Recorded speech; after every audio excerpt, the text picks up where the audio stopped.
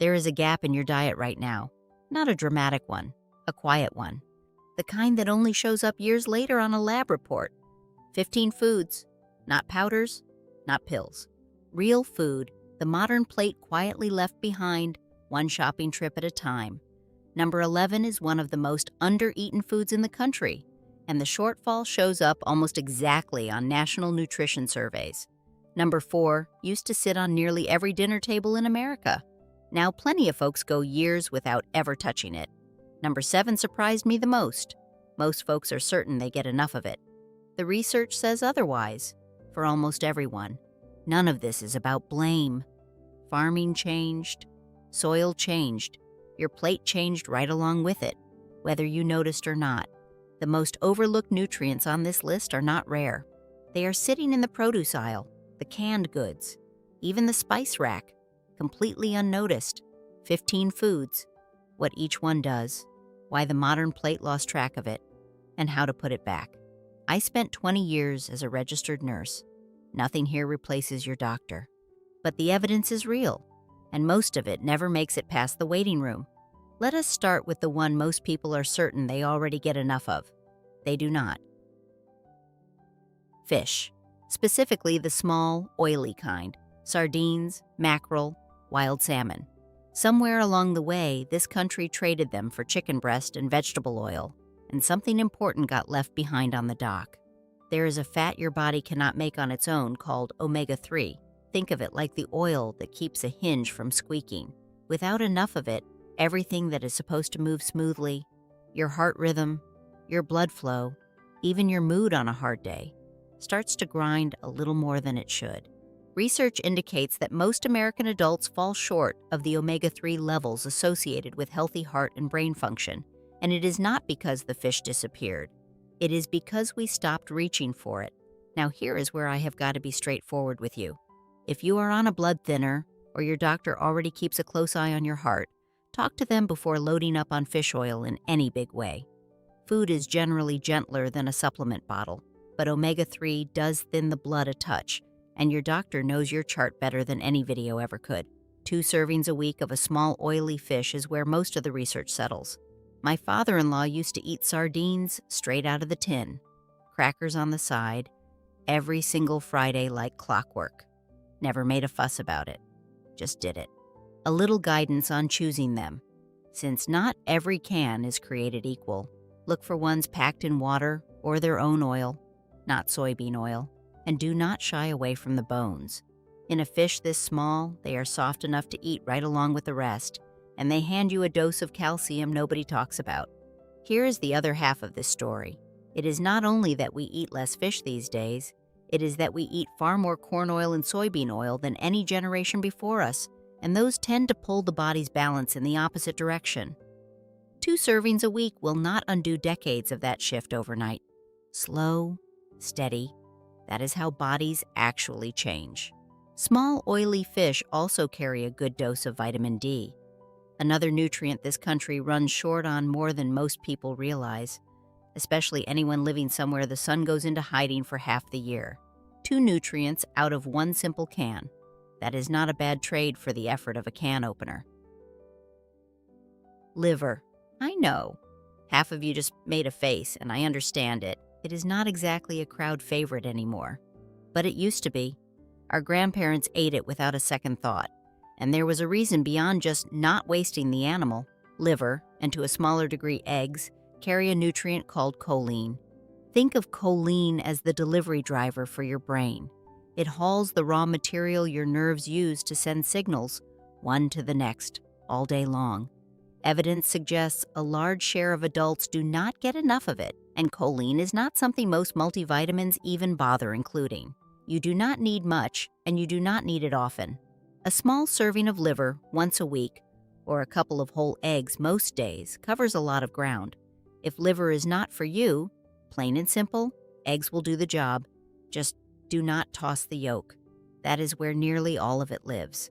If the taste puts you off, you are not alone. I felt the same way for years.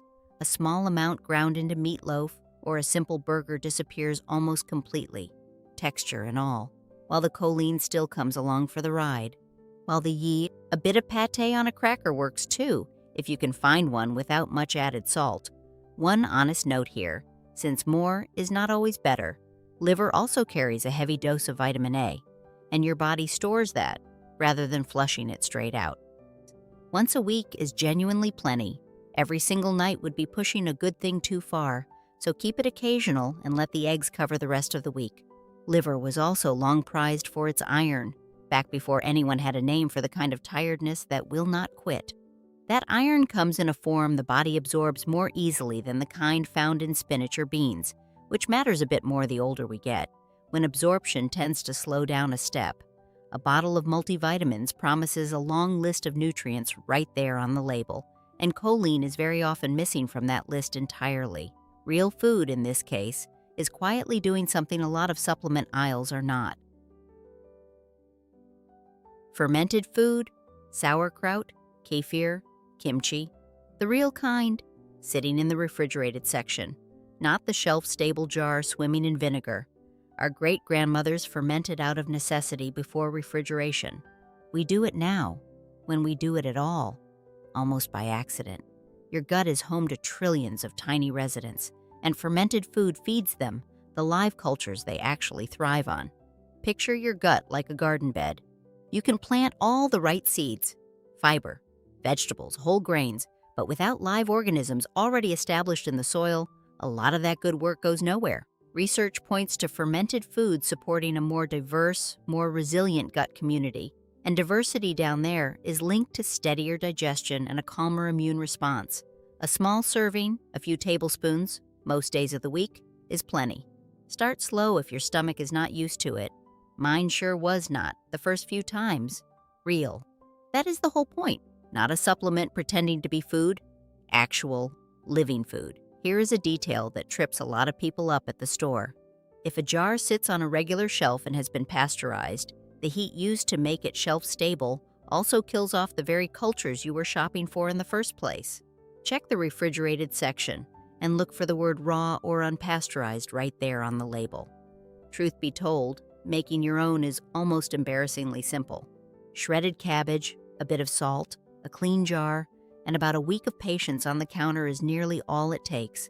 My kitchen always smells a little like a science project this time of year, and I would not have it any other way.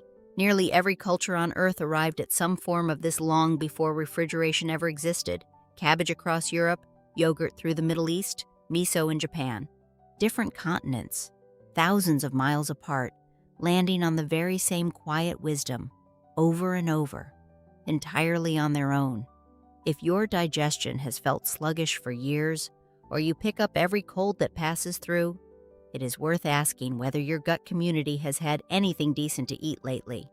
Fermented food is one of the most direct answers to that question, and it has been sitting in kitchens for longer than medicine has been keeping records. Dark leafy greens, collards, kale, turnip greens, the kind that used to simmer on a stove for hours in nearly every part of this country. Somewhere along the way, iceberg lettuce took over the plate. An iceberg does not hold a candle to what it replaced. These leaves are carrying vitamin K1, folate, and magnesium all at once, and I think of them like a toolbox rather than a single tool. K1 helps your blood know when to clot and when to stay loose. Folate helps your body build new cells. Magnesium settles the nervous system down at the end of a long day, the way a warm bath does for your muscles. Studies suggest most adults fall short on magnesium in particular, sometimes by a wide margin. A cup cooked down most days gets you a long way toward all three. Steam them. Sauté them in a little olive oil. Toss them into a soup.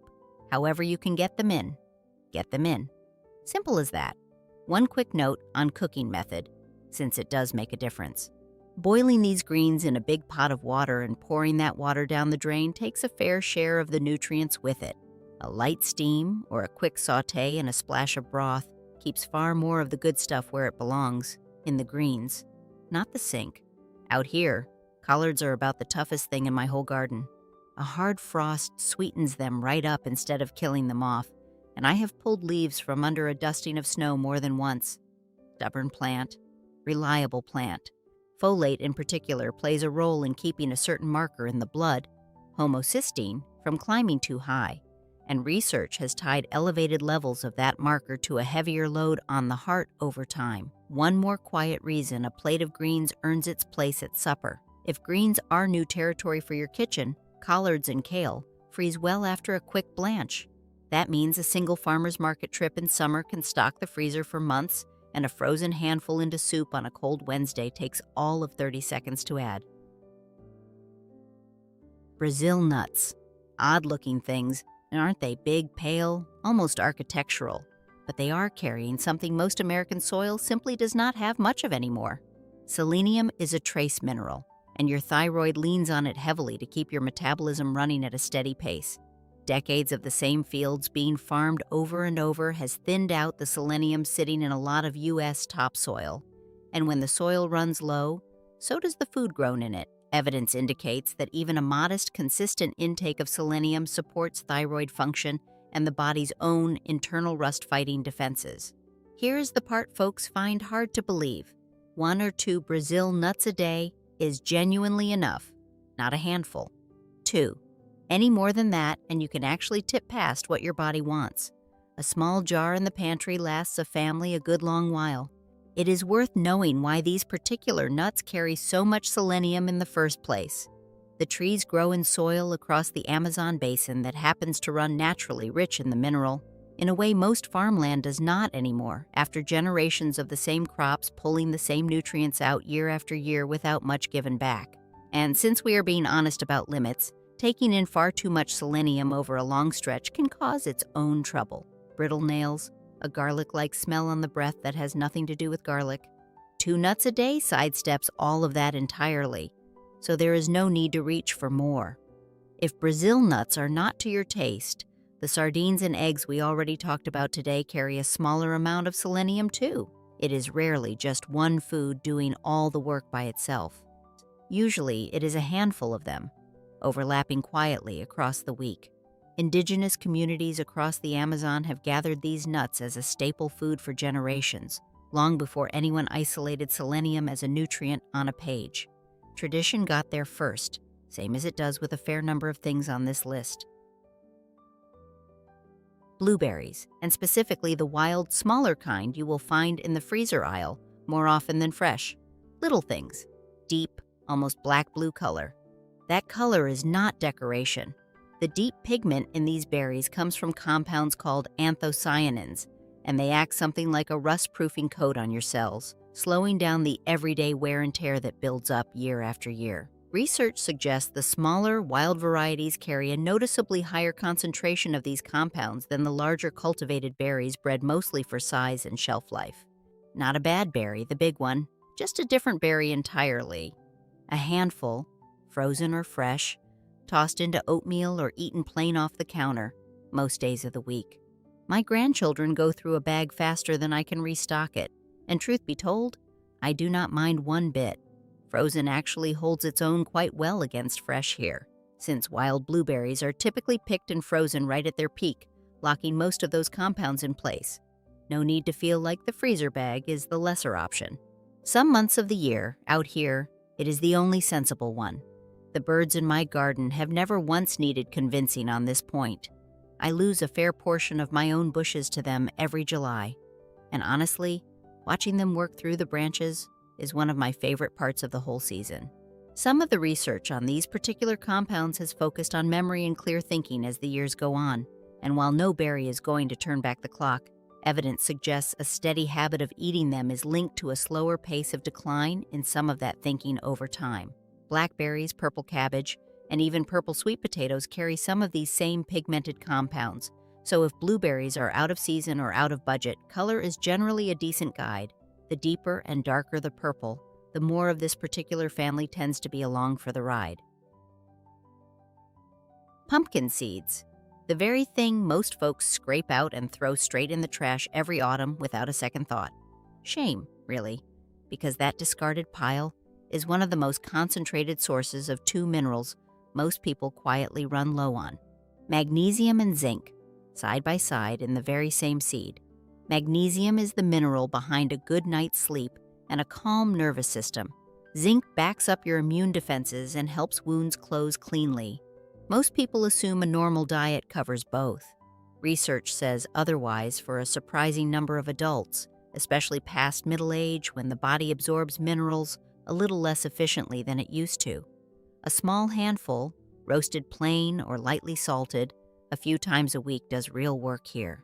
Save the seeds this year, rinse them, roast them low and slow, and you have got a free bag of minerals most people pay good money for in capsule form. Zinc in particular matters more as the years go on. Wounds tend to close a little slower than they used to, and a steady zinc intake is one of the quieter pieces of what helps skin knit back together the way it did decades ago. Roasting is simple enough for anyone. Rinse the seeds, pat them dry, toss them with a touch of that olive oil and a pinch of salt, then let them go low and slow in the oven until they turn a light golden brown.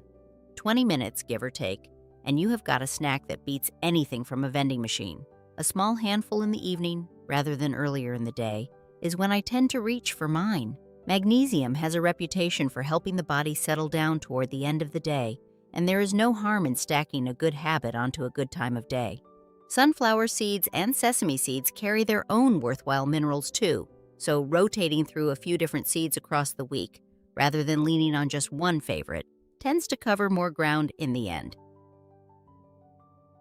Garlic, sitting in nearly every kitchen in America, and still, most people use a fraction of what it is actually capable of doing. Chop garlic, and a chemical shift happens right there on your cutting board, releasing a sulfur compound your body puts to good use in your blood vessels and your immune system alike. It is also carrying a type of fiber your own digestion cannot break down, but the good bacteria living in your gut absolutely can. Think of it as sending groceries straight to your gut's own workforce.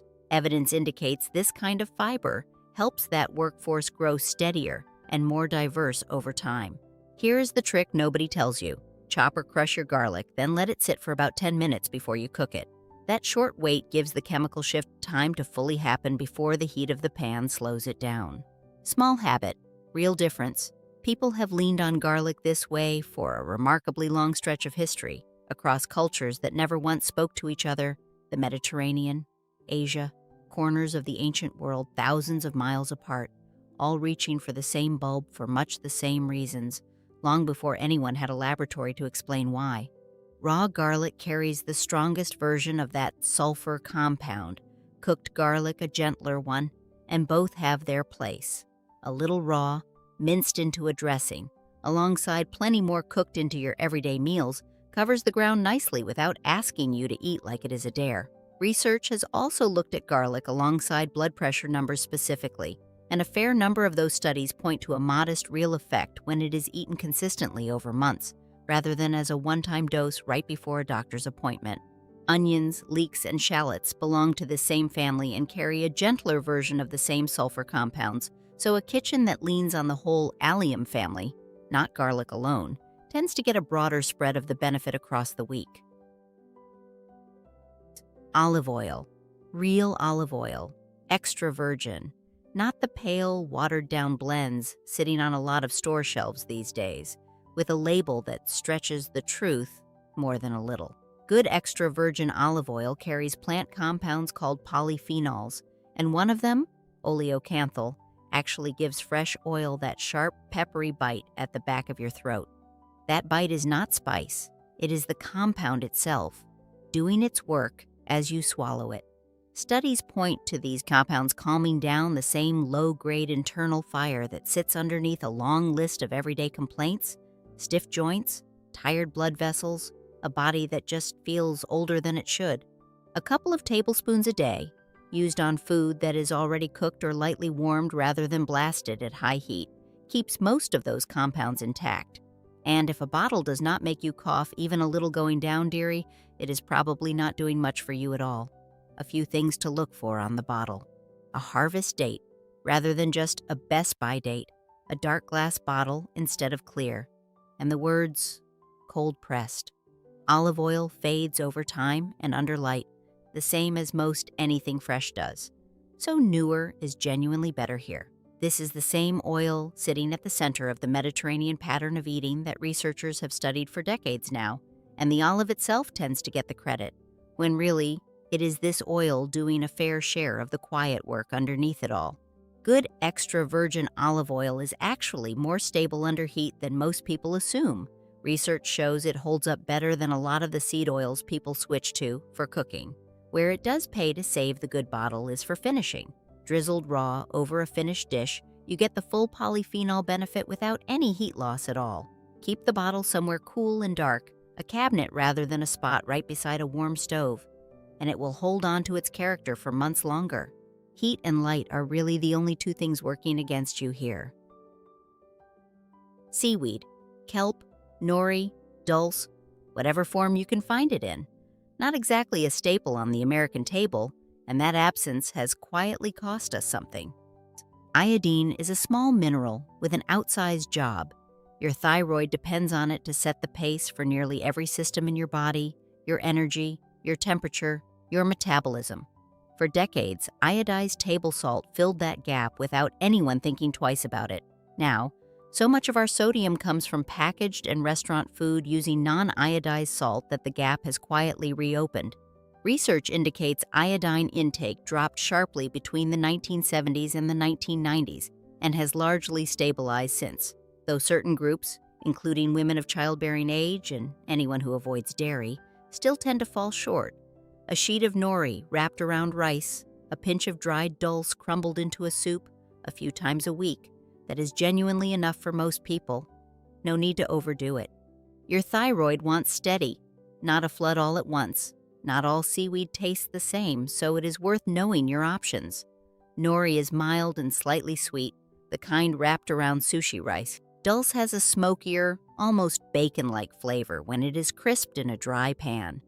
Kelp is the boldest of the three, better suited to a soup than eaten plain. As with most everything on this list, balance matters here too. Too much iodine over a long stretch can actually strain the thyroid in the opposite direction, so a few servings a week is the goal, not a daily seaweed habit stacked on top of iodized salt and everything else. Dried seaweed snacks, the small packets sold near the crackers in a lot of stores now, work in a pinch if fresh is hard to come by where you live.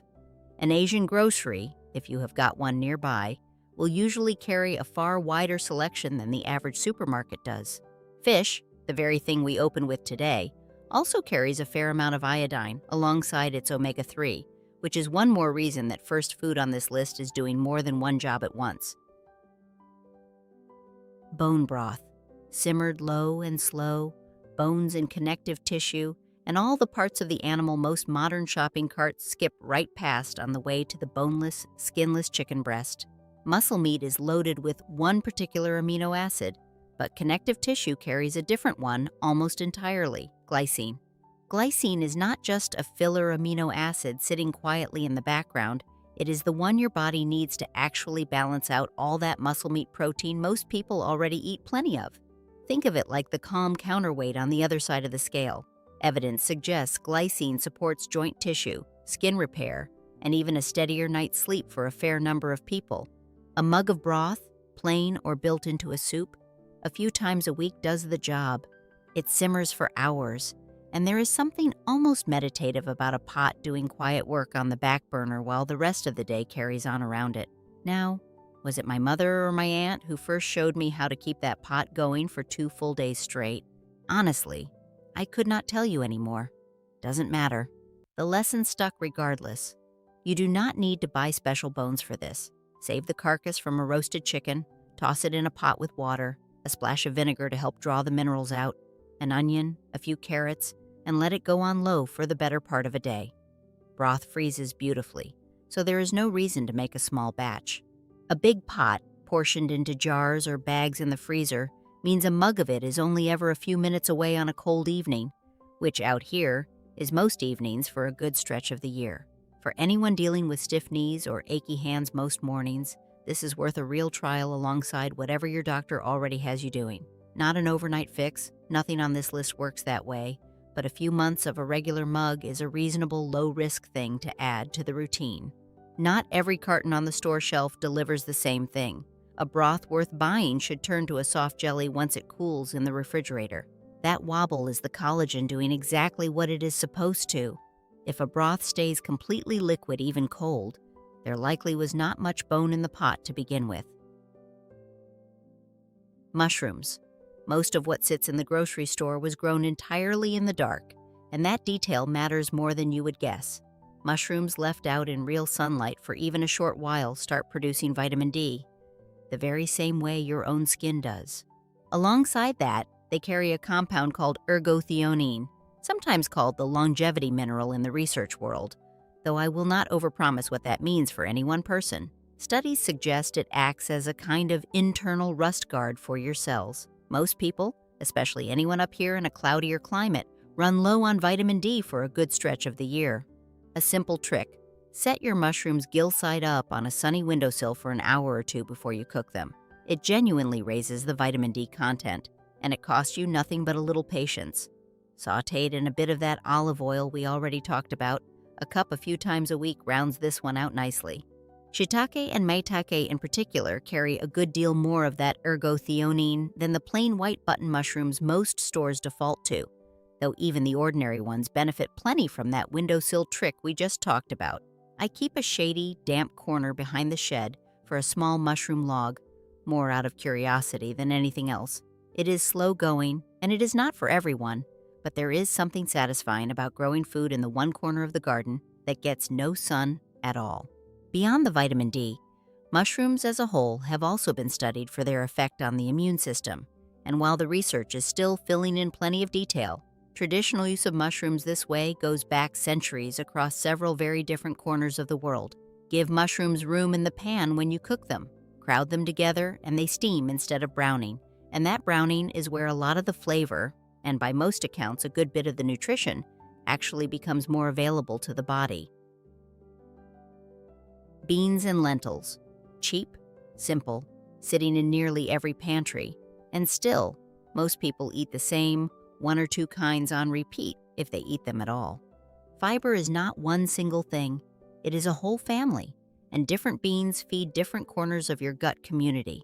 Black beans, lentils, chickpeas, navy beans, rotating through several kinds is like inviting a wider crowd to the table, instead of feeding the same 3 guests every single night. Research indicates the average American gets well under half the fiber recommended for steady digestion and a healthy gut lining, and beans are one of the fastest, cheapest ways to close that gap. Half a cup most days, rotated through a few different kinds across the week.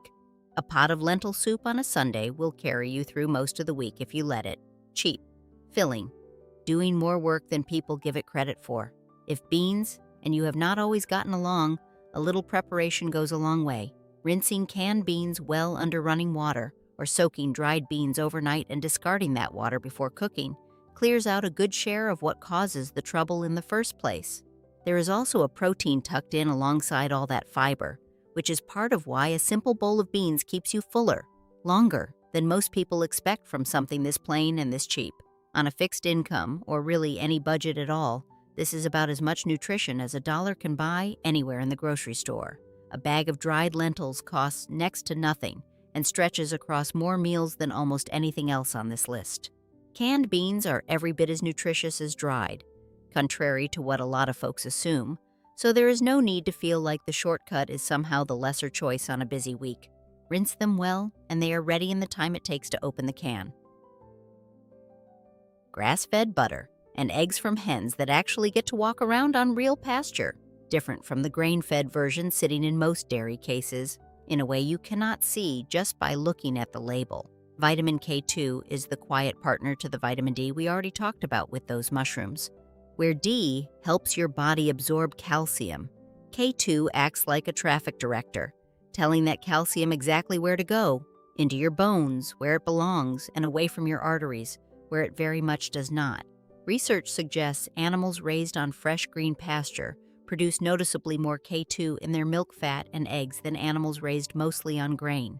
And here I do need to say this plainly, same as I did with the fish earlier. If you are on a blood thinner like warfarin, vitamin K in any form, K1 or K2, can interfere with how that medication works. Please talk with your doctor before making any big change here. For most everyone else, a pat of good butter, an egg or two from pastured hens most days, is simply a return to how dairy and eggs used to be made in the first place. Labels can be a maze on this one. Cage-free and organic are worth something, but neither one guarantees the hens spent real time out on grass, which is the part that actually drives up the K2.